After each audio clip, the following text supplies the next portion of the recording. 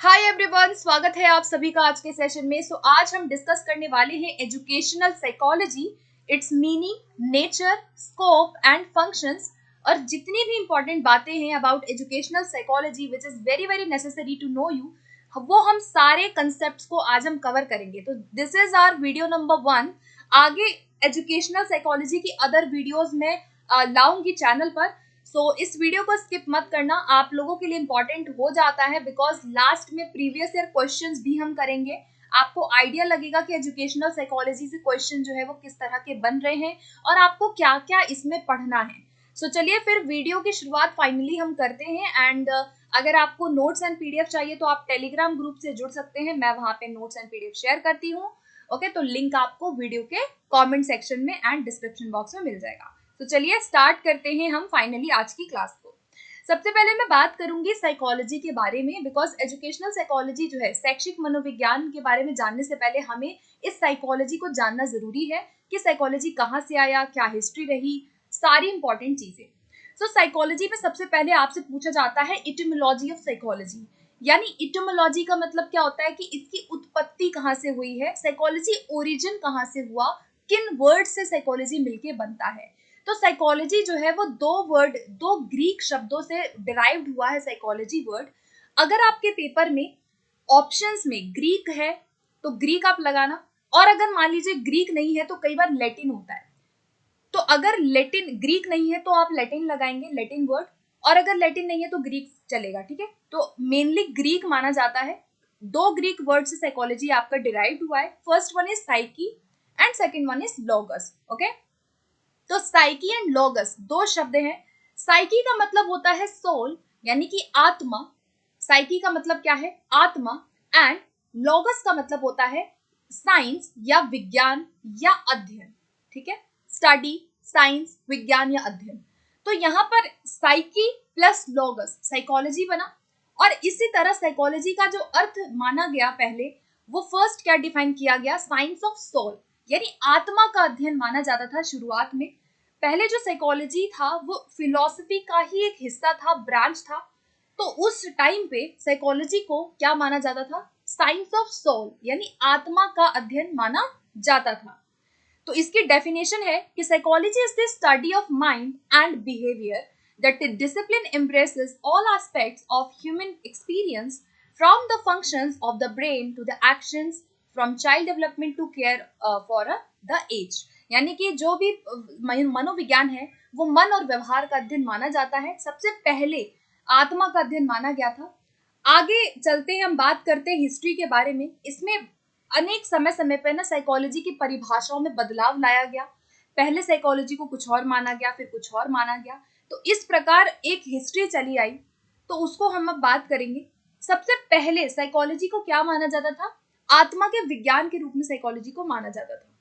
यहाँ पे दो फिलोसोफर है जिनको आपको याद रखना है, प्लेटो एंड एरिस्टोटल। तो प्लेटो एंड अरस्तु, ये दो यूनानी जो दार्शनिक थे, इन्होंने मनोविज्ञान को क्या माना? आत्मा का विज्ञान माना। ठीक है, तो ये कहते हैं कि भाई मनोविज्ञान क्या है? हमारी आत्मा का विज्ञान है। जब हम अपनी आत्मा के अध्ययन करते हैं तो उसे मनोविज्ञान कहा जाता था। ठीक है, लेकिन आत्मा क्या है? आत्मा तो एक आध्यात्मिक है, ना इसे देखा जा सकता है, ना इसे छुआ जा सकता है, तो हम आत्मा पे प्रयोग नहीं कर सकते।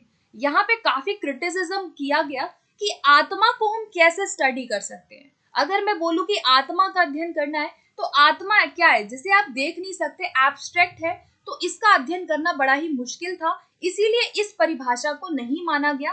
और इसके बाद क्या हुआ? धीरे धीरे आगे चल के कुछ और मनोवैज्ञानिक आए जिन्होंने साइकोलॉजी को आत्मा का अध्ययन ना मान के क्या माना? साइंस ऑफ द माइंड, यानी मन का अध्ययन। किसका अध्ययन? माइंड का अध्ययन, मन का अध्ययन माना। ठीक है, तो ये जो बात है ये 17वीं शताब्दी और 18वीं शताब्दी में है, जहां पे कुछ लोग आए, कुछ फिलोसोफर्स आए, जिसमें से लिबनिस का नाम याद रखना है, हॉब्स का नाम याद रखना है, जॉन लॉक का नाम याद रखना है, कांट का और ह्यूम का नाम याद रखना है। तो कई बार आपसे साइकोलॉजिस्ट भी पूछा जाता है कि भाई माइंड, साइंस ऑफ माइंड किन किन लोगों ने कहा था, तो आपको याद रखना है कि लिबनिस, उसके बाद हॉब्स, लॉक एंड कांट और ह्यूम ने बोला कि साइकोलॉजी क्या है? Is the science of the mind. Okay, उसके बाद यहाँ पर जर्मन फिलोसोफर कांट जो थे, याद रखना कांट का नाम, कांट ऐसे जर्मन फिलोसोफर थे जिन्होंने साइकोलॉजी को क्या डिफाइन किया, science of the mind define किया था। उसके बाद आगे बढ़ते हैं। तो यहाँ पर मनोविज्ञान को क्या माना गया, मन का अध्ययन माना गया कि भाई हम अपने माइंड का अध्ययन करते हैं। लेकिन उसके बाद भी इसमें भी काफी सारे दोष थे, इस परिभाषा में भी काफी सारे दोष थे। जैसे कि पहला कि मन भी क्या है, अमूर्त है। जैसे सोल अमूर्त होता है वैसे मन भी अमूर्त है, तो ना इसे देख सकते ना इसे सुन सकते। इसलिए काफी सारे मनोवैज्ञानिकों ने ये कहा कि भाई आप इसको साइंटिफिक तरीके से इसकी स्टडी नहीं कर सकते, बिकॉज मन ऐसी चीज है हमारा जो एब्स्ट्रैक्ट है, ठीक है, हम उसको बहुत अच्छे से स्पेसिफिकली स्टडी नहीं कर सकते। और दूसरा रीजन क्या था कि भाई परिभाषा मान लेने से मनोविज्ञान की विषय वस्तु जो है वो अस्पष्ट बनी रहती है। मतलब कि मन जो है वो क्या है, एक एब्स्ट्रैक्ट चीज है, तो हम अगर इसमें कोई स्टडी भी करते हैं तो वो अस्पष्ट होगी, कोई स्पष्टता नहीं है ना, कि आपके मन में क्या चल रहा है। मैं अगर आपकी स्टडी करूं तो हो सकता है कि आप स्पष्ट मुझे जवाब दें, है ना, मुझे स्पष्टता नहीं मिलेगी कि क्या सही है। तो इसीलिए इसको भी नकारा गया। मन की परिभाषा से आगे बढ़ के कुछ और मनोवैज्ञानिक आए और उन्होंने बोला कि भाई जो साइकोलॉजी है ना वो चेतना का विज्ञान है। थर्ड क्या आया, थर्ड फेज, चेतना का विज्ञान कहा मनोवैज्ञानिकों ने। यानी कि हमारी जो कॉन्शियसनेस है, जो हम अवेयरनेस हमारी जो होती है, जो हम चेतन है, उसका विज्ञान मनोविज्ञान है। कि अगर आप अवेयर हैं, अवेयरनेस होके आप कोई कार्य कर रहे हैं तो उसकी स्टडी को मनोविज्ञान कहा जाएगा। यहाँ पे ये तीसरी अवस्था थी जहां पर सबसे इंपॉर्टेंट नाम किनका आता है, 1879 में, ठीक है, यहाँ पे 19 की जगह 18 होगा। 1879 में विलियम वुंट ने जर्मनी लिप्जिग में एक क्या उन्होंने स्थापित किया, मनोविज्ञान की पहली प्रयोगशाला, यानी कि फर्स्ट लेबोरेटरी। अगर पूछा जाए कि पहली प्रयोगशाला की उन्होंने स्थापित की, तो याद रखना विलियम वुंट अपने शिष्य टिचनर के साथ मिलकर उन्होंने फर्स्ट मनोविज्ञान की लेबोरेटरी स्थापित की थी लिप्जिग जर्मनी में। और वहीं से क्या हुआ कि जब इन्होंने फर्स्ट लैब स्थापित की तो वहां से मनोविज्ञान जो है वो दर्शन शास्त्र यानी फिलॉसफी से हट करके किस में आ गया, वो एक्सपेरिमेंटल में आ गया। इसीलिए विलियम वुंट को फादर ऑफ एक्सपेरिमेंटल साइकोलॉजी भी कहा जाता है। क्यों कहा जाता है, क्योंकि इन्होंने पहली जो लैब है वो स्थापित की थी और यहाँ से साइकोलॉजी किस में आया, एक्सपेरिमेंट के क्षेत्र में आ गया।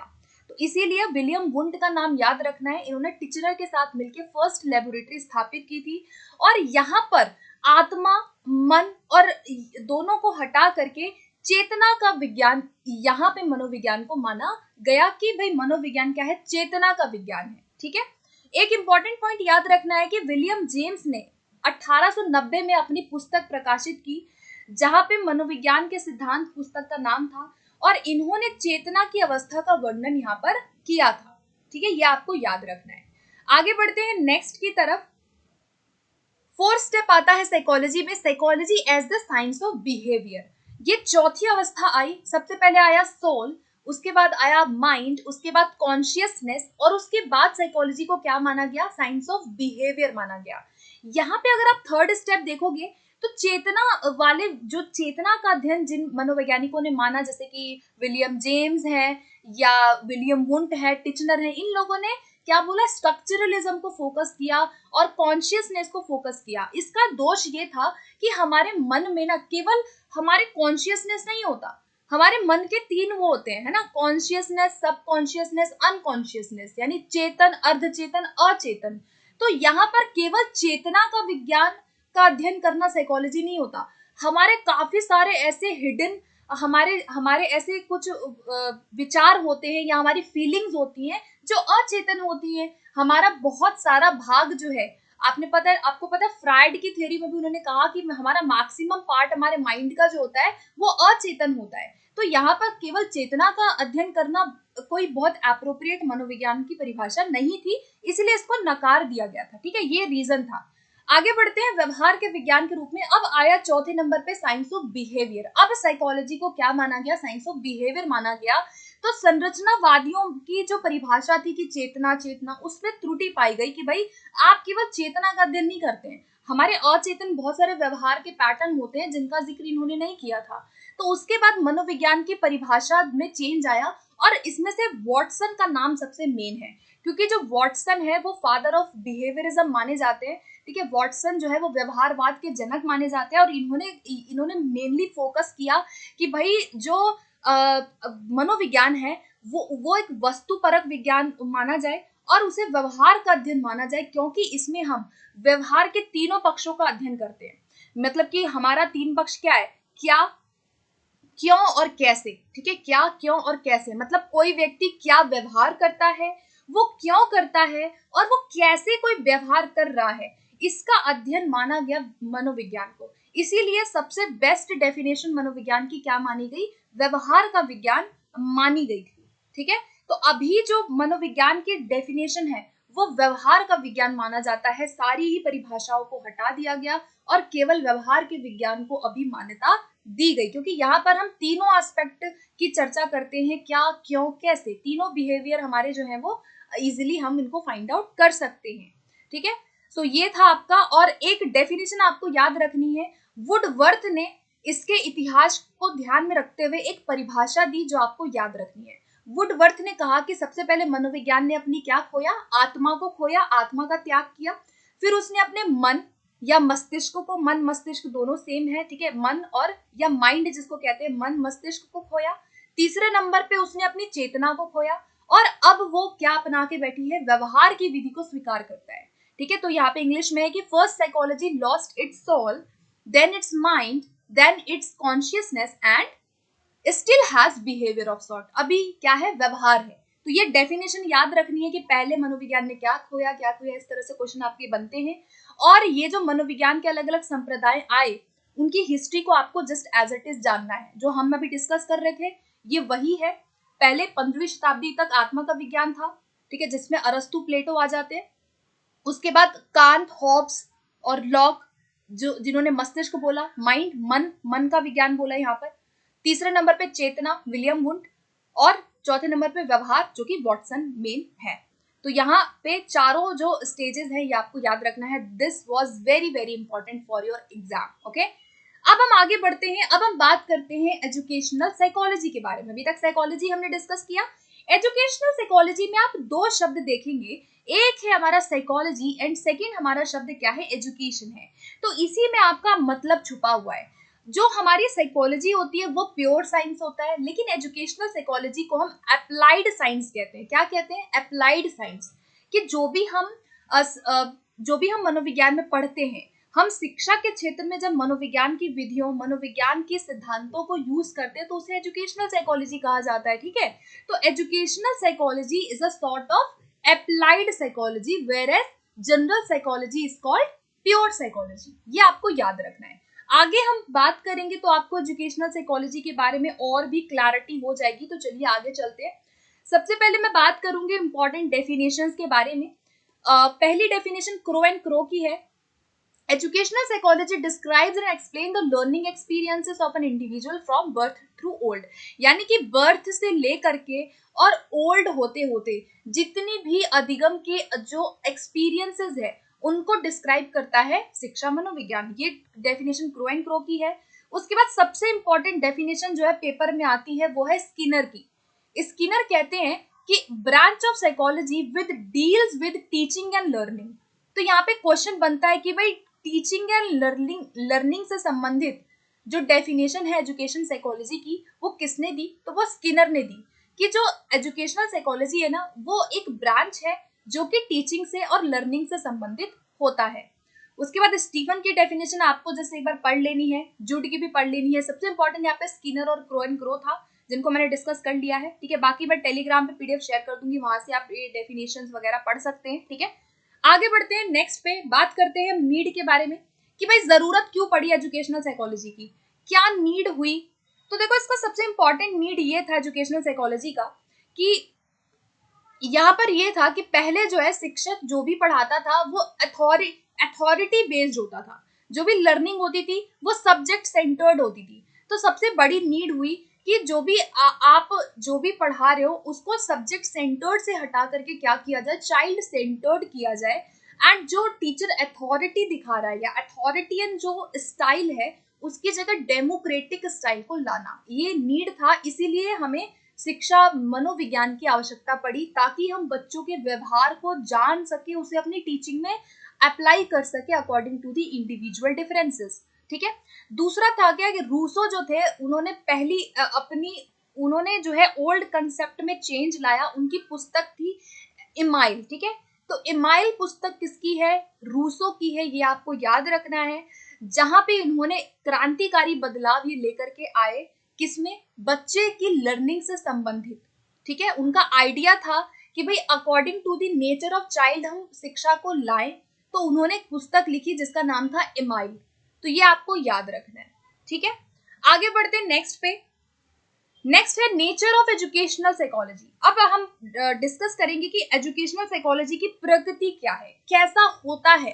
ठीक है। बहुत इंपॉर्टेंट है, एक एक चीज को ध्यान से समझना। पहला, educational psychology is a behavioural psychology. क्या है एजुकेशनल साइकोलॉजी? एक बिहेवियरल साइकोलॉजी है। वर्ड याद रखिएगा। क्या वर्ड याद रखना है? बिहेवियरल। बस ये कीवर्ड आप याद रखना, क्योंकि यहां से पेपर में आता है। ठीक है। तो एक व्यवहारात्मक विज्ञान है, क्योंकि यहाँ पर हम मानव व्यवहार का वैज्ञानिक अध्ययन करते हैं यहाँ पर। ठीक है। और आपको पता है कि स्किनर ने खुद कहा कि जो शैक्षिक मनोविज्ञान है वो शैक्षिक परिस्थितियों में मानव व्यवहार से संबंधित होता है, टीचिंग और लर्निंग से संबंधित होता है। तो इसी प्रकार जो शैक्षिक मनोविज्ञान है वो एक व्यवहारिक विज्ञान माना जाता है, क्योंकि जो भी चीजें हम वहां पे अप्लाई करते हैं वो बच्चे के बिहेवियर से रिलेटेड होता है। ठीक है। तो पहला, एजुकेशनल साइकोलॉजी का नेचर क्या है कि ये एक व्यवहारिक विज्ञान है। दूसरा नेचर देखते हैं। दूसरा नेचर ये है कि ये एक सोशल साइंस है। क्या है? Educational psychology is a social science. ये एक सामाजिक विज्ञान भी है। तो यहाँ पर क्या है कि आप यहाँ पे ह्यूमन बींग्स और उनके सोशल सराउंडिंग का भी अध्ययन करते हो।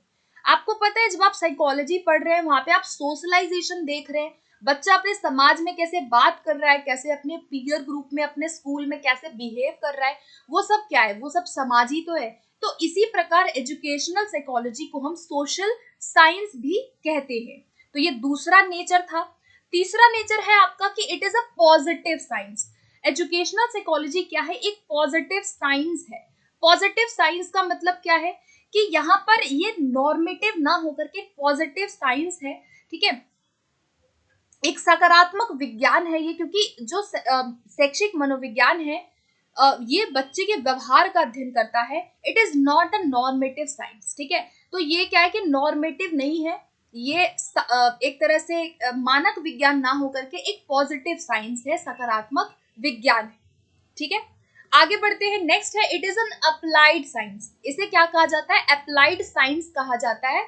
अप्लाइड साइंस का मतलब क्या है कि जो भी आप साइकोलॉजी पढ़ते हैं, जो भी आपने मनोविज्ञान पढ़ा, उसे आप शिक्षा के क्षेत्र में कहीं ना कहीं अनुप्रयोग में लाते हैं। अगर आपने थॉर्नडाइक की थ्योरी पढ़ी, अगर आपने लॉ ऑफ लर्निंग पढ़ा, अगर आपने कोई भी आप ग्रोथ एंड डेवलपमेंट के प्रिंसिपल्स पढ़ रहे हैं, तो कहीं ना कहीं उसे आप यूज करते हैं अपनी टीचिंग में। तो इट मीन्स कि it is a applied science also. ठीक है। तो एजुकेशनल साइकोलॉजी क्या है? अप्लाइड साइंस भी है, जिसे हम साइकोलॉजी को हम अप्लाई करते हैं बच्चे की लर्निंग में। ठीक है। आगे बढ़ते हैं। तो यहाँ पर हमें क्या पता लगा कि एजुकेशनल साइकोलॉजी का नेचर पूछा जाएगा तो क्या आप यहाँ पे देखेंगे कि it is an applied science, positive, behavioural, social, specific and also a practical science. ये सारे साइंस क्या है? एजुकेशनल साइकोलॉजी का नेचर है। ठीक है। और जनरल साइंस क्या है? जनरल साइंस आपका वो है जो आप साइकोलॉजी में पढ़ रहे हैं, जो आप बिहेवियर पढ़ रहे हैं, जो आप थ्योरीज पढ़ रहे हैं। ठीक है। आगे बढ़ते हैं नेक्स्ट पे। अब हम बात करेंगे scope of educational psychology. Educational psychology का स्कोप क्या है? ठीक है। स्कोप में यहाँ पे 4-5 चीजें हैं। पहला है the learner, the learning process, learning situation, teaching situation, evaluation of learning performance and the teacher. ये आपको ना एज इट इज याद रखना है। आपको ऑप्शन दे दिया जाएगा कि भाई इनमें से क्या स्कोप है, क्या स्कोप नहीं है। स्कोप का मतलब क्या होता है कि इसका क्षेत्र कितना है, इसका क्षेत्र कितना है, आप कहाँ कहाँ इनको यूज करते हो, आप कौन कौन से एरिया में एजुकेशनल साइकोलॉजी को यूज करते हैं। तो एरियाज क्या है आपका? लर्नर पे अप्लाई करते हैं हम लर्निंग प्रोसेस को फॉलो करते हैं, जितनी भी लर्निंग प्रोसेस है उसमें भी हम एजुकेशनल साइकोलॉजी को यूज करते हैं। लर्निंग सिचुएशन जो हम क्लासरूम में क्रिएट करते हैं, कंस्ट्रक्टिविज्म है, बिहेवियरिज्म है, वो क्या है आपका एजुकेशनल साइकोलॉजी का स्कोप है।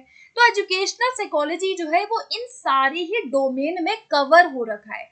ये सारे एरियाज में एजुकेशनल साइकोलॉजी क्या है, फैला हुआ है। ये इसका क्या स्कोप है कि आप कहाँ कहाँ पे एजुकेशनल साइकोलॉजी को यूज करते हैं। तो लर्नर के लिए करते हैं, उसके व्यवहार को जानने के लिए, लर्निंग प्रोसेस को अच्छा बनाने के लिए आप बहुत सारे methods, techniques and approaches and rules and सिद्धांतों को फॉलो करते हो। लर्निंग सिचुएशन को क्रिएट करने के लिए आप क्या करते हैं, आप बहुत सारे इंडिविजुअल डिफरेंसेस का ध्यान रखते हैं, आप सोशलाइजेशन का ध्यान रखते हैं, आप गाइडेंस एंड काउंसलिंग करते हैं वहां पे। तो ये सब क्या आपके स्कोप है। इवैल्यूएशन करने के लिए आप ध्यान देते हैं बच्चे की एज क्या है, उसके अकॉर्डिंग आप साइकोलॉजी का ध्यान रख के इवैल्यूएट करते हैं। एंड टीचर के लिए भी एजुकेशनल साइकोलॉजी इंपॉर्टेंट है, बिकॉज उसे उसकी लर्निंग पता चलती है कि वो अपने कौशल में कितना अच्छा कर रहा है। So these are the scope of educational psychology, okay, and this is very important. यहाँ पे आपके ऑप्शंस में इस तरह से पूछा जाएगा। आगे बढ़ते हैं, अदर स्कोप देख लेते हैं। अब मैंने आपको डिस्कस किया, देखो इसको बहुत ज्यादा डिस्कस करने की जरूरत नहीं है, बेसिक चीजें माइंड में आप रखेंगे, आपका क्वेश्चन गलत नहीं होगा, ठीक है। ये मैटर नहीं करता कि आप पूरा पैराग्राफ पढ़ें, आपको कंसेप्ट समझना है। स्कोप मैंने क्या बताया कि एजुकेशनल साइकोलॉजी कहाँ कहाँ आप यूज कर रहे हैं। फर्स्ट, ह्यूमन बिहेवियर में करेंगे कि नहीं, बिल्कुल करेंगे भाई, ह्यूमन व्यवहार को जान रहे हैं ना, it is practical, it is a practical science also, so we can use in the findings of human behavior as well. Second one is growth and development है, एक ये क्या क्या इसका स्कोप है ना, वृद्धि विकास का अध्ययन कर रहे हैं हम एजुकेशनल साइकोलॉजी में। उसके अलावा लर्नर के बारे में जानना, वो कैसे सीखता है, क्या तरीका है उसका सीखने का, लॉ ऑफ रेडीनेस कब उसके अंदर आती है, सारी चीजें लर्नर के बारे में। लर्निंग एक्सपीरियंस, इंडिविजुअल डिफरेंसेस भी इसके अंदर आता है, ये सब स्कोप है, ठीक है। Learning situation, teacher, learning process क्या है, प्रक्रिया कैसी है अधिगम की, कैसे टीचिंग लर्निंग प्रोसेस चल रहा है। पर्सनालिटी बच्चे की जानने के लिए यूज करते हैं, एजुकेशनल साइकोलॉजी वहां पे यूज होती है। बच्चा एडजस्ट कैसे करता है, एडजस्टमेंट के तरीके में हम एजुकेशनल साइकोलॉजी को यूज करते हैं, as well as guidance and counselling में भी यूज करते हैं। So these are the basic scopes of educational psychology, okay. सो ये सब आपको इस तरह से याद रखना है। आगे बढ़ते हैं, अब हम कुछ प्रैक्टिस क्वेश्चन करेंगे based on some previous year questions, and इससे आपको आइडिया लगेगा कि कैसे क्वेश्चन आपके पेपर में पूछे जा रहे हैं। एंड अगर आपने इतना सेशन बहुत ध्यान से पढ़ लिया है, so definitely you will not wrong any question in any way, okay. तो चलिए स्टार्ट करते हैं। First one is educational psychology is that branch of psychology which deals with the teaching and learning. This statement is given by. अब आपको बताना है ये statement किसकी है, ये डेफिनेशन किसने दिया है, वुडवर्थ ने, स्किनर ने, सिम्पसन ने या पावलोव ने। तो ये डेफिनेशन किसकी है, मैंने आपको डिस्कस किया था थोड़ी देर पहले कि टीचिंग एंड लर्निंग से संबंधित एजुकेशनल साइकोलॉजी वाली डेफिनेशन किसने दिया, बीएफ स्किनर ने दिया। So option number B will be right answer for this question, okay. Next one is, निम्नलिखित में से कौन सा कथन शैक्षिक मनोविज्ञान की प्रकृति से संबंधित नहीं है, आपको नॉट बताना है, ठीक है। तो educational psychology is a behavioural science, ये हम पढ़ चुके हैं। सोशल साइंस ये भी होगा, पॉजिटिव साइंस ये भी हम पढ़ चुके हैं, लेकिन नॉर्मेटिव साइंस हमने नहीं पढ़ा था। यह मानक विज्ञान नहीं होता, it is not a normative science, ठीक है। तो ये सारे जो क्वेश्चन है गाइस आपके प्रीवियस ईयर क्वेश्चन है जो अलग अलग परीक्षाओं में पूछे गए हैं। नेक्स्ट है educational implication of educational psychology for a teacher is, teacher के लिए एजुकेशनल इम्प्लीकेशन क्या होगा, अंडरस्टैंडिंग द चिल्ड्रन और students, apply the rules of science in class, solve the school problems effectively, या करेक्ट हिज और her own misconception. तो यहाँ पर ऑप्शन नंबर क्या होगा, ऑप्शन नंबर ए होगा, बच्चों या छात्रों को समझना। सबसे इंपॉर्टेंट एजुकेशनल साइकोलॉजी का इम्प्लीकेशन टीचर के लिए क्या है कि इसकी मदद से एक शिक्षक बच्चों को अंडरस्टैंड बहुत आसानी से कर सकता है, ओके। नेक्स्ट है educational psychology is a branch of psychology, psychology is a science who is the father of experimental psychology. भाई आपको बताना है कि प्रयोगात्मक मनोविज्ञान के जनक कौन है, तो यहाँ पर ऑप्शन सी हो जाएगा विलियम वुंट, ठीक है, जिन्होंने लिप्जिंग जर्मनी में पहली प्रयोगशाला स्थापित की थी, ठीक है, पहली प्रयोगशाला इन्होंने स्थापित की 1879 में। ठीक है, लिप्जिंग जर्मनी में, जर्मनी, और शहर का नाम क्या था, लिप्जिंग में, ठीक है, जहां से क्या हुआ कि जो मनोविज्ञान है वो धीरे धीरे प्रयोगात्मक की तरफ आ गया, ठीक है, पहले फिलॉसफी माना जाता था, लेकिन ये जो है इनको एक्सपेरिमेंटल साइकोलॉजी का जनक माना जाता है। आगे, educational psychology is primarily concerned with understanding the general behaviour of, भाई जो एजुकेशनल साइकोलॉजी है वो किसके बिहेवियर से कंसर्न्ड है, अडल्ट, टीचर, स्टूडेंट या वर्कर। तो answer is very very simple, answer will be option number third, student, ठीक है, स्टूडेंट के बिहेवियर को जानने में से संबंधित होगा। अगला है, educational psychology is a pure science, applied science, normative science और नन ऑफ द अबव। तो आपको बताने कि एजुकेशनल साइकोलॉजी कौन सा विज्ञान है, तो हमने डिस्कस किया था कि एजुकेशनल साइकोलॉजी जो है it is an applied science, ठीक है, जो हम अप्लाई करते हैं अपने टीचिंग और लर्निंग में। तो ऑप्शन बी हो जाएगा इसका सही आंसर। नेक्स्ट क्वेश्चन देखते हैं, which of the following options is the limitation of educational psychology. आपको लिमिटेशन यहाँ पे बतानी है कि एक सीमा क्या है एजुकेशनल साइकोलॉजी की। फर्स्ट है knowledge of various stages of development, solution of problems of the class, child centred education, या फिर प्रॉब्लम ऑफ इंडिविजुअल डिफरेंसेस। सो यहाँ आंसर जो होगा, एक लिमिटेशन आपको बोली गई है, तो यहाँ option A will be right answer. बाल विकास के चरणों का ज्ञान हम इसमें नहीं करते हैं, बिकॉज अब अगर आप और भी ऑप्शन देखेंगे तो हमने क्या पढ़ा कि जो एजुकेशनल साइकोलॉजी है ये एक अप्लाइड साइंस है, तो हम क्लास की प्रॉब्लम को सॉल्व करते हैं, हम चाइल्ड सेंटर्ड करिकुलम को फॉलो करते हैं जो कि एजुकेशनल साइकोलॉजी का पार्ट है, एंड हम इंडिविजुअल डिफरेंसेस को समझते हैं, लेकिन स्टेजेस का ज्ञान होना ये साइकोलॉजी का पार्ट ज्यादा है। तो this is can be an limitation, okay, this can be a limitation of educational psychology. Okay, next question पे बढ़ते हैं, educational psychology is concerned with, किससे कंसर्न्ड है, किससे संबंधित है educational psychology. So answer will be option number D, all the given options are correct, ठीक है, सारे ही ऑप्शन क्या है, सही है। ये लर्नर से संबंधित भी है, यहाँ हमने डिस्कस किया था ना स्कोप, तो वही है कि स्कोप क्या है, learner, learning process, learning situation and teacher, teacher भी होगा। तो ये सारी चीजें जो है एजुकेशनल साइकोलॉजी से संबंधित होता है। नेक्स्ट ऑप्शन पे चलते हैं, educational psychology studies the behaviour of the learner in relation to, अब किससे रिलेटेड है, किसके संबंध में अध्ययन करता है, शैक्षिक वातावरण, घरेलू वातावरण, साथियों का समूह या अलगाव में। तो हमें पता है कि शैक्षिक मनोविज्ञान जो है वो शिक्षा के वातावरण में सबसे ज्यादा अध्ययन करता है, तो ऑप्शन ए हो जाएगा एजुकेशनल एनवायरनमेंट। नेक्स्ट देखते हैं, next educational psychology is helpful, क्यों जरूरी है educational psychology, understanding one self, खुद को समझना, understanding the child in the selection of teaching methods और द होल एजुकेशनल प्रोसेस। सो यहाँ पर आंसर क्या बताना है जो सबसे एप्रोप्रिएट है, तो एप्रोप्रिएट आंसर क्या होगा यहाँ पर, in the whole educational process, पूरी शैक्षिक प्रक्रिया के लिए एजुकेशनल साइकोलॉजी क्या है, जरूरी है, ठीक है, not only in the selection of teaching methods or for the understanding of a child, it is useful in the whole educational process, for the whole educational process, okay, so यहाँ पे option D हो जाएगा इसका correct answer. Okay, so guys यहाँ पर हमारा session अब and होता है, हमने प्रीवियस ईयर क्वेश्चंस भी कर लिए हैं, साथ के साथ हमने सारी चीज़ों को अच्छे से समझने की कोशिश की। आई होप कि ये सेशन आपके लिए हेल्पफुल रहा होगा। सो if you like this session then please do subscribe and also share this video with your friends as well, and if you have any suggestions, any feedback for me, so आप मुझे comment section में दे सकते हैं, अपने feedback, अपने suggestion ज़रूर दीजिए, और आपको अगर कोई और वीडियो की डिमांड है तो आप मुझे वो भी बता सकते हो। ओके, सो मिलते हैं फिर अगले सेशन में, नेक्स्ट वीडियो भी आएगी बहुत जल्दी इसी क्रम में, तो मिलते हैं फिर। Thank you so much, keep watching.